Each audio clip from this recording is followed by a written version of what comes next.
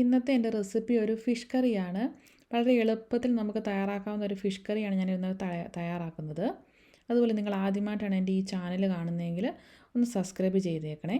അപ്പം നമുക്ക് വീഡിയോയിലോട്ട് പോകാം. നമുക്കെങ്ങനെ മീൻ കറി ഉണ്ടാക്കുന്നതെന്ന് നോക്കാം.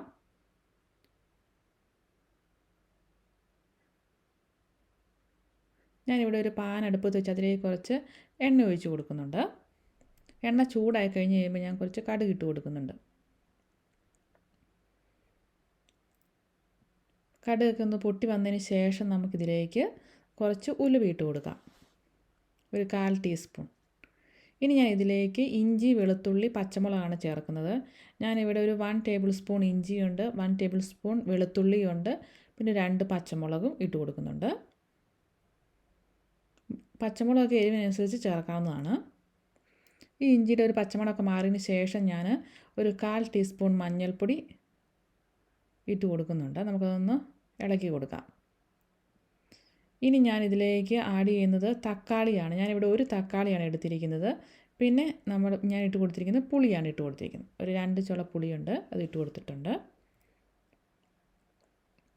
ഇനി നമുക്ക് ഞാനിവിടെ എടുത്തിരിക്കുന്നത് കാശ്മീരി ചില്ലി പൗഡർ ഒരു 2 ടേബിൾ സ്പൂൺ ഉണ്ട്. ഞാനിത് ഇച്ചിരി വെള്ളം ഒഴിച്ച് നന്നായിട്ടൊന്ന് മിക്സ് ചെയ്തെടുത്തതാണ്.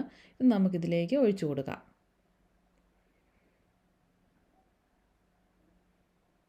നമുക്ക് നല്ലതുപോലെ ഒന്ന് മിക്സ് ചെയ്യാം.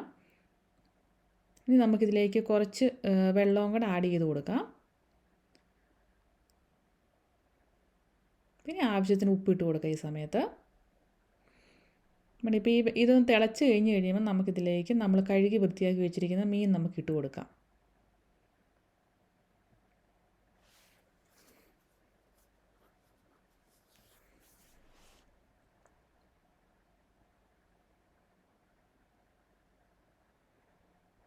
എൻ്റെ ഈ മീൻ ഒരു 1/2 കിലോ മീനേ ഉള്ളൂ. ഒന്ന് ചുറ്റിച്ച് കൊടുക്കാം. ഇനി നമുക്കിത് മൂടി വെച്ച് വേവിച്ചെടുക്കാം.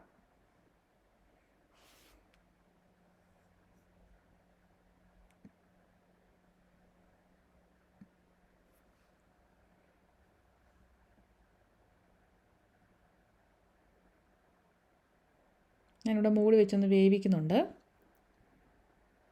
വളരെ എളുപ്പത്തിൽ വളരെ പെട്ടെന്ന് തയ്യാറാക്കാവുന്ന ഒരു ഫിഷ് കറിയാണിത്.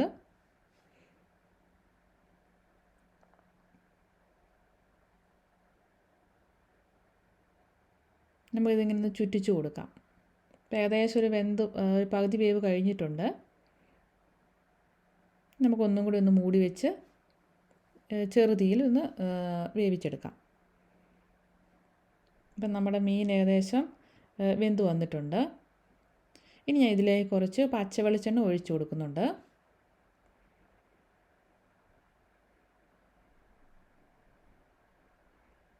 വെളിച്ചെണ്ണ ഒഴിച്ചു കൊടുത്തതിന് ശേഷം നമുക്കൊരു 5 മിനിറ്റും കൂടെ ഒന്ന് തിളപ്പിച്ചെടുക്കാം.